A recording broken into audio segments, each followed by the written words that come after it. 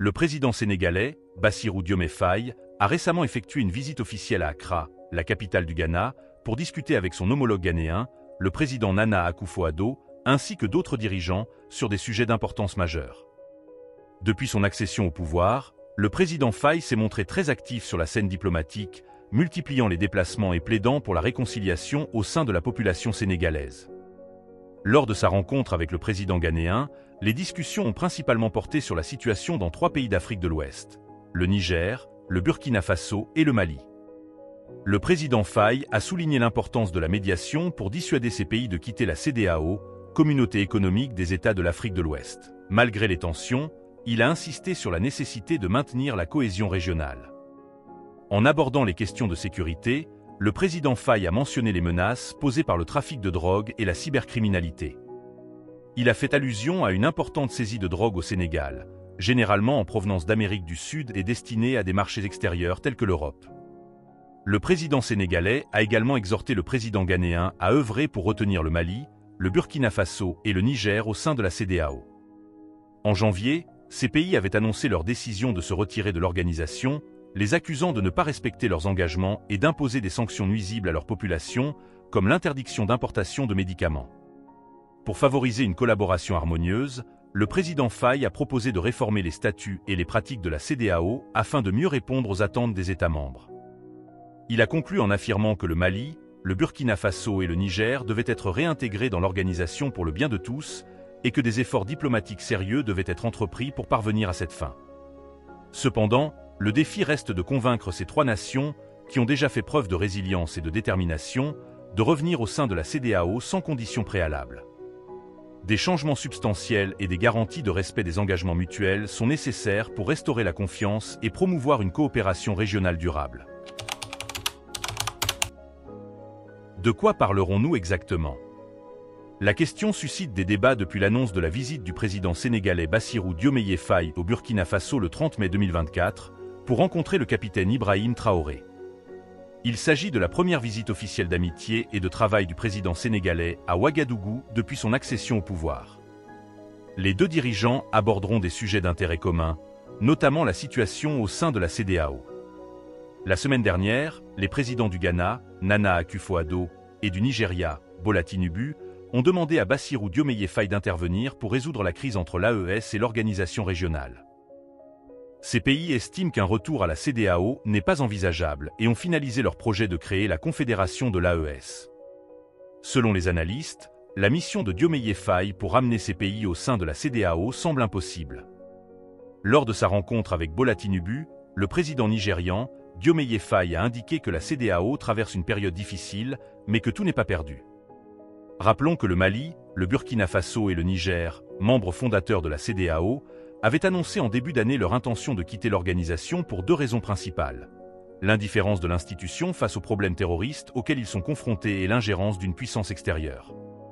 Si Diomaye Faye veut réussir sa mission, il devra dépasser son statut de président récemment élu et s'attaquer aux véritables causes du départ de ces pays. Permettez-moi de remercier le frère et ami, le président Ibrahim Traoré, pour l'accueil chaleureux et fraternel qui m'a été réservé ainsi qu'à ma délégation. Et par sa voix, remercier l'ensemble du peuple burkinabé pour cet accueil-là. C'est une visite placée sous le signe de l'amitié, de la fraternité, mais c'est aussi une visite de travail que je suis venu effectuer. Je suis venu aussi dire merci au président Traoré et au peuple burkinabé pour avoir dépêché une délégation à Dakar lors de ma prestation de serment. Et ça a été un honneur fait à moi et à l'ensemble du peuple sénégalais en cette occasion solennelle. Mais je suis surtout venu lui réaffirmer mon engagement et l'engagement du Sénégal aux côtés du peuple frère de Burkina Faso et l'inviter pour qu'ensemble nous puissions travailler à raffermir les relations entre les 2 pays sur le plan commercial, sur le plan des échanges, sur le plan de l'intégration et de la circulation possible entre les 2 pays à travers aussi l'étape malienne, pour une meilleure circulation des biens et des personnes dans le sens d'une réalisation de l'intégration africaine qui nous tient beaucoup à cœur. Et je suis venu aussi lui dire toute ma solidarité et ma fraternité avec le peuple burkinabé frère dans la période difficile qu'il traverse,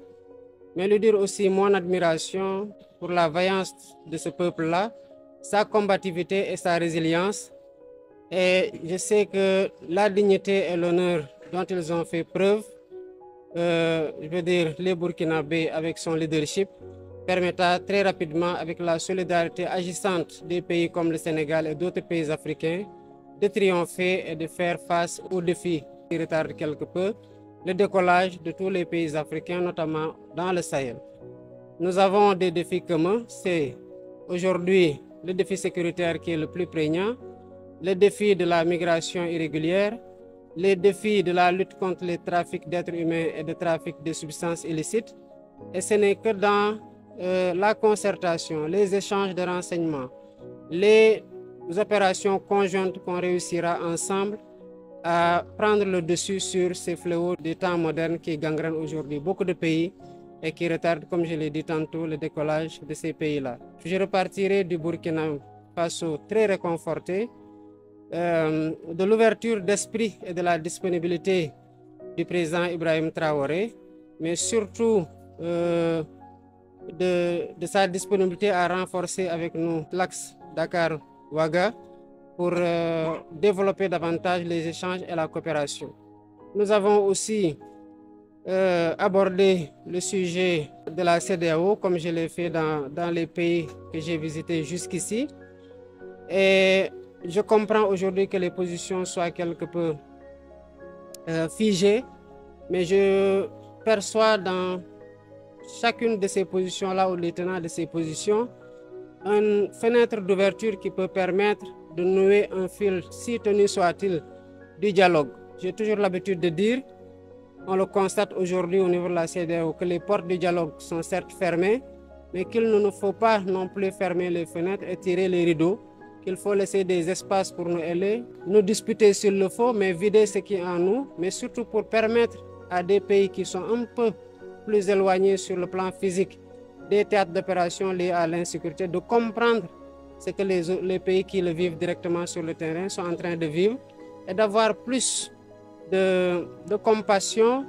de se sentir davantage concerné, parce que le fléau, il y a toujours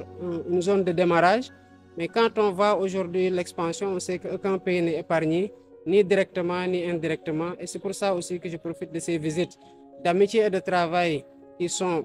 particulièrement centrées sur la coopération bilatérale, mais j'en profite pour adresser ces questions-là et dire ma disponibilité à continuer à travailler de part et d'autre pour qu'il y ait des plages de convergence qui nous permettent quand même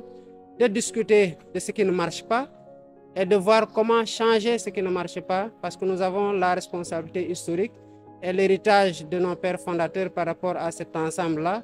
pour nous battre au sein de la CEDEAO et ensemble pour que la CEDEAO reste ce qu'elle n'aurait jamais dû cesser d'être, à savoir un organe d'intégration qui a été cité en exemple, que nous devons pérenniser, que nous devons renforcer et que nous devons protéger contre toutes les velléités qui vont dans le sens de détourner la CEDEAO de son objectif d'intégration africaine et de ce qui est sa nature, à savoir la CEDEAO des peuples, et qu'elle continue à être cela et qu'elle continue surtout à être un cadre où nous allons adresser ensemble les défis communs que j'ai cités tantôt.